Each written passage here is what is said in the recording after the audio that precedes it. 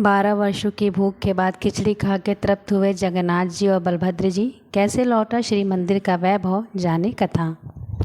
खिचड़ी एक ऐसा व्यंजन है जो समाज को जोड़ता है। यह भोजन बताता है कि जैसे खिचड़ी कई अन्य को एक साथ जोड़ता है, वैसे ही समाज में हर वक्त को जुड़ के रहना चाहिए।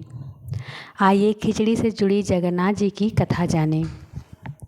जगन्नाथ मंदिर की प्रसिद्ध लोक कथा। उड़ीसा के जगन्नाथ मंदिर की प्रसिद्ध लोक कथा की अपनी एक भक्त को समाज स्थान दिलवाने के लिए कैसे 12 वर्षों तक भगवान और उसके भाइयाँ भूखे प्यासे पूरे जगन्नाथपुरी में भटकते रहे।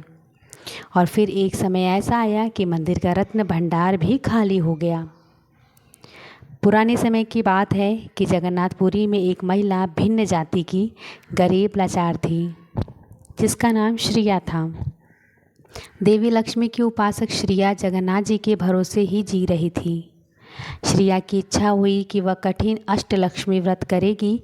इसके लिए उसमें व्रत की विधि जानने के लिए एक पुजारी से व्रत की विधि पूछा, लेकिन उन्होंने बताया ही नहीं।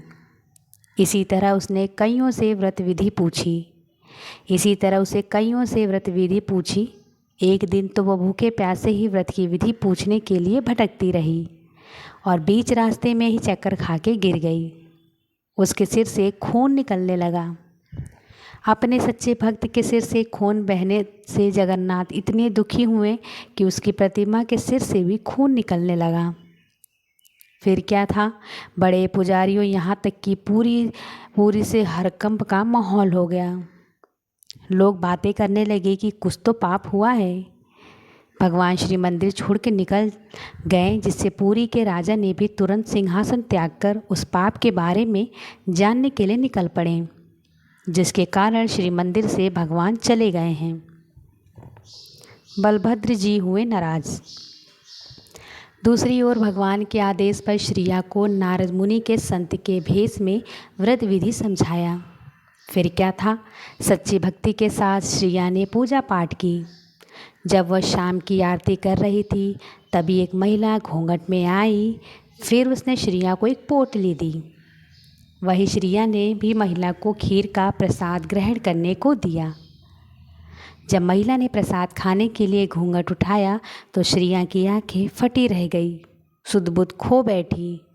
बाद में जब सभी लोग चले गए तो होश में आकर श्रिया ने महिला की दी गई पोटली के खोल कर देखा। इस पोटली में रत्न, हीरे, सोना, चांदी थे। श्रिया को समझते देर नहीं लगा कि ये महिला कोई और नहीं, साक्षात माँ लक्ष्मी है।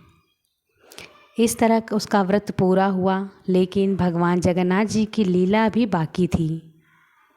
वो संसार को ज्ञान देना चाहते थे कि जब श्रिया के घर से देवी लक्ष्मी लौटी और श्री मंदिर में प्रवेश करना चाहा तो बलभद्र जी बहुत नाराज़ हुए और कहा कि देवी लक्ष्मी ने एक भिन्न जाति की महिला के घर में जाकर श्री मंदिर को अपमानित किया है।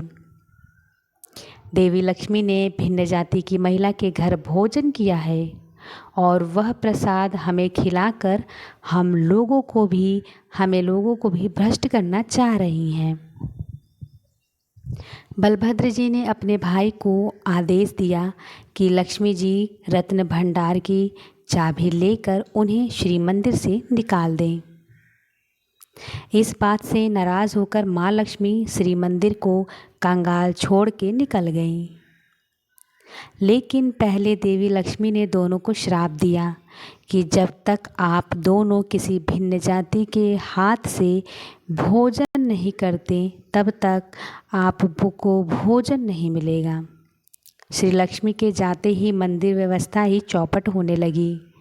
अनाज सड़ने लगे और जगन्नाथ जी बलभद्र जी को भोजन के बिना भूखे रहने लगे। दोनों को भिक्षा नहीं मिल पाती, जहाँ जाते भोजन खत्म हो जाता या गिर जाता था। जगन्नाथ जी और बलभद्र जी 12 साल तक भूखे रहे। भटकते हुए एक दिन जब वे समुद्र तट पे गए तो वहाँ पर उनको मंगल ध्वनियाँ और मंत्र सुनाई दिए। ध्वनिया के आधार पर दोनों एक भवन पे पहुँचे। वहाँ बलभद्र ने एक सेविका से जानकारी हासिल की तो पता चला कि यहाँ पर यज्ञ हुआ है।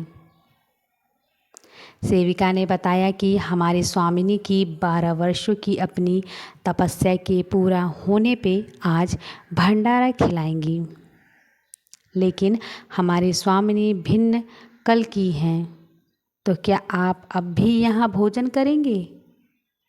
इस पर बलभद्र जी ने कहा, नहीं, हम ऐसे भिन्न जाति वालों के घर नहीं खाते हैं। अपनी मालकिन से ये कहो कि हमारी सामग्री मंगवा दे ताकि हम अपने लिए भोजन पका लें। भवन की स्वामिनी खुद माँ लक्ष्मी थी, जिन्होंने भोजन सामग्री तो दी लेकिन अग्निदेव को चूल्हा न जलने का आदेश दिया। बलभद्र जी ने खिचड़ी बनाने की तैयारी कर ली और सोचने लगे कि आज तो खूब खिचड़ी खाई जाएगी, लेकिन चूल्हा तो जला नहीं। इससे वे और झल्ला गए और जगन्नाथ जी से कहा कि जगन भोजन में छोटा बड़ा क्या देखना, मैं तो कहता हूँ कि यही भंडारे में भोजन कर लेते हैं। अब भोजन नहीं किया तो मैं भूखे ही मर जाऊँगा। इसके बाद जैसे ही जगन्नाथ जी और बलभद्र जी भंडारे की खिचड़ी खाई, वैसे ही वे समझ गए कि भवन की मालकिन जो भिन्न जाति की हैं, वह कोई और नहीं, साक्षात लक्ष्मी जी हैं। इसके बाद जगन्नाथ जी ने लक्ष्मी जी को पूरे सम्मान के साथ श्री मंदिर ले गए। भगवान ने इस लीला से यह उदाहरण दिया कि कैसे खिचड़ी खाकर उन्होंने पूरी से भेदभाव को खत्म कर दिया। इस तरह खिचड़ी भेदभाव मिटाने वाले भोजन बन गया और श्री मंदिर के आज भी महाप्रसाद में खिचड़ी का ही भोग में ही चढ़ाई जाती है। ऐसे ही पौराणिक कहानियाँ सुनने के लिए मेरे चैनल को सब्सक्राइब कर लें। मिलते हैं नेक्स्ट वीडियो में, तब तक के लिए राधे राधे।